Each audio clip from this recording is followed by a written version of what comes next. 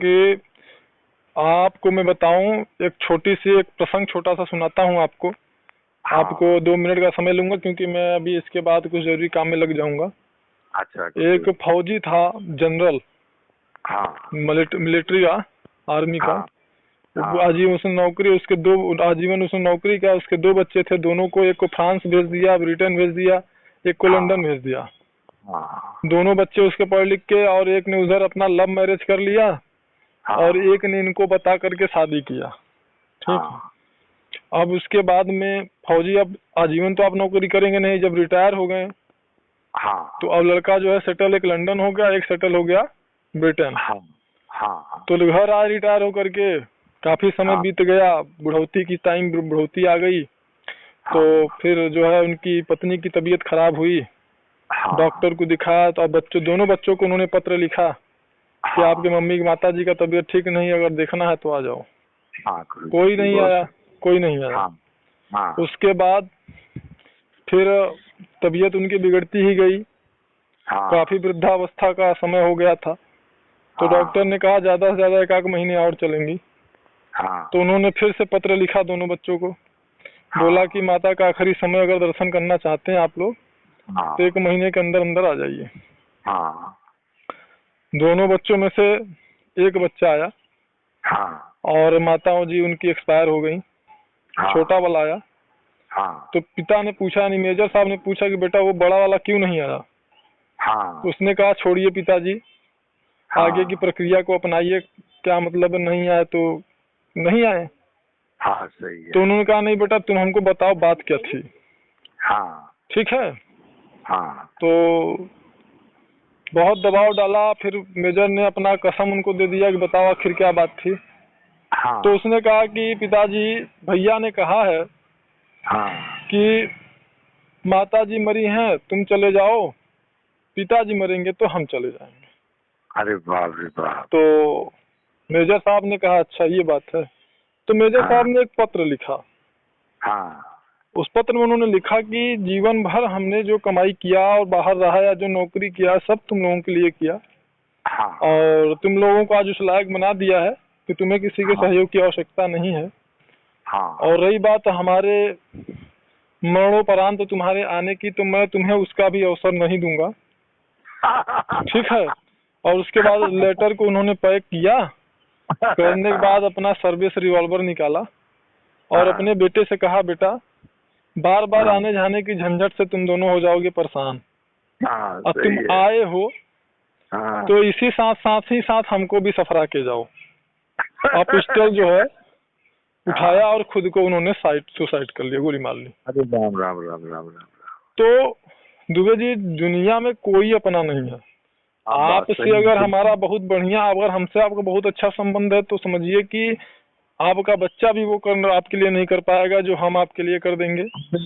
हमारे सगे भी हमारे लिए वो नहीं कर पाएंगे जो आप हमारे लिए कर देंगे। गुरुजी इसमें कोई दो राय नहीं। तो इसलिए मैं बता रहा हूँ, दुनिया सिर्फ और सिर्फ एक भ्रम है। बिल्कुल ना और कुछ नहीं है। और ये आदमी को तब एहसास होता है जब जीवन का आखिरी समय आता है। सही, बिल्कुल। जिस व्यक्ति के जीवन का आखिरी समय चल रहा हो उससे पूछेंगे ना तो बहुत सच्ची बात आपसे करेगा। क्योंकि उस समय आप, प्रकृति माँ आपके आंखों के पर्दे को हटाए रहती है। सही बात है, बिल्कुल। ये जानिए।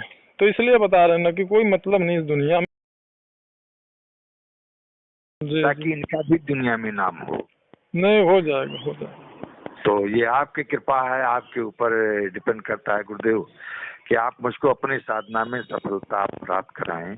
जी जी बिल्कुल होगा। आप मुझको बहुत नीचे ले जाएगा, बस मैं इतना विश्वास है। आप निश्चिंत रहिए, आप निश्चिंत रहिए, भावपूर्ण भाव रखिए, निश्चिंत रहिए। और जितना आपका भाव मजबूत होता जाएगा साधना में, उतना ही आपको सफलता मिलती है। बिल्कुल बिल्कुल गुरुदेव, बस अब यही है कि सोए सुख तुलसी भरोसे सीताराम के। एकदम एकदम आप निश्चिंत रहिए। ठीक है, जैसा आपने कहा वैसा मैं कह रहा हूँ कि सोए सुख तुलसी भरोसे सीताराम के। जी वो तो ही है। बस आपका भरोसा है मुझे, आपका विश्वास है मुझे कि हम अपने जीवन में कामयाब होंगे आपकी कृपा से। आप बिल्कुल कामयाब होंगे। आप एकदम उसके लिए तो बिल्कुल सोचिए मत, बस लगे रहिए। और बाकी हमसे जो भी आपके लिए हो, दीक्षा लेने के लिए इष्ट को बदलने की आवश्यकता नहीं पड़ती है। लेकिन उनमें दीक्षा में उन्हीं का तो मंत्र होना चाहिए या नहीं? अरे भाई, होना भी चाहिए और नहीं भी होना चाहिए, दोनों तरीके हो सकते हैं ना। आपको यदि हम भगवान नारायण का मंत्र दे दें तो भगवान नारायण के मंत्र से आपको शिव की प्राप्ति हो सकती है, ठीक है। माता रानी के मंत्र से भगवान शिव की प्राप्ति हो सकती है आपको ओम मंत्र से भी शिव की प्राप्ति हो सकती है जी। और भी कई मंत्र हैं। तो आपको इष्ट बदलना क्यों है? क्यों बदलेंगे भाई? इष्ट बदलने की जरूरत ही नहीं आपको। जी। फिर नहीं तो सर, मतलब हमने तो यही गुरुजी पढ़ा था कि जो जिस ऐसे गुरु की तलाश करो कि जो मतलब उनके इष्ट भी भगवान से भी हो, या तो आप निश्चिंत रहिए और अपनी साधना करते रहिए, बहुत ज्यादा परेशान मत होइए। हमें लगता है कि आप जितना इन सब बातों को लेकर परेशान हैं, अभी उतना आप साधना भी नहीं कर पाए हैं। नहीं, बिल्कुल सही है गुरुजी। तो पहले आप अपना चुपचाप उनमें रम जाइए और अपना साधना करिए, फिर आपको एक योग्य गुरु तक वो स्वयं पहुंचा देंगे। जी ठीक है। जी। जब हम जिस इष्ट की अगर भाव से भक्ति शुरू कर देते हैं तो स्वयं वह इष्ट ही हमको ऐसे गुरु या मार्गदर्शक के पास पहुंचा देते हैं जो कि हमारा कल्याण कर देते हैं। ठीक है। जी। तो आप साधना अपना करिए, मन लगा के भावपूर्वक कर्म करते रहिए और कर्मों को भोगते रहिए, सब अच्छा होगा। जी ठीक है। जी। जी सादर चरण गुरु जी। जी प्रणाम।